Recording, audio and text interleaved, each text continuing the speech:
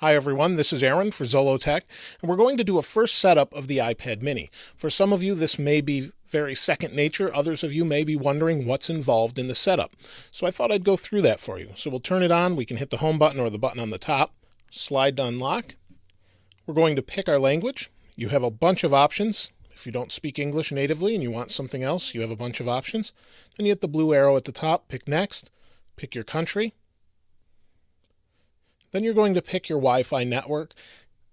You ideally will want to use that, or you'll have to connect this to iTunes if you don't have that. Once you've typed your password, hit join. It will join the Wi-Fi network, and then it will let you hit next. It's going to activate the iPad. It's activated. Now this allows you to enable or disable location services. In my particular case, I want to enable it. I want it to be able to find the general location of the iPad mini. So I'll enable that. Hit next. Now we can set this up as a new iPad. We can restore from iCloud backup or restore from iTunes backup. In this case, I'm going to set it up as a new iPad as I'm not really sure what I want to use on it yet. If you have an iCloud backup, you'll probably be familiar with that, but you'll hit Restore iCloud Backup. You'll be prompted to put in your username and password for iCloud, and then it will start to restore. Hit Next. I'll sign in with an Apple ID. This would be the same as if you're using the backup.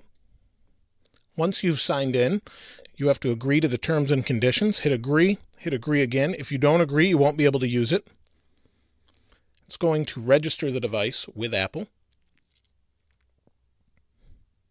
And then it's going to ask you if you want to use iCloud or not. In my particular case, I do want to use iCloud. What it will do will back up my iPad mini. It will also allow it to sync different documents through the cloud. So if I'm on my MacBook and I want to save a bookmark, it will show up in Safari here as far as a bookmark. I would advise using iCloud, but some of you may not want to use it, so you can opt out. Hit Next. Now this is going to ask you if you want to back up to iCloud or back up to your computer.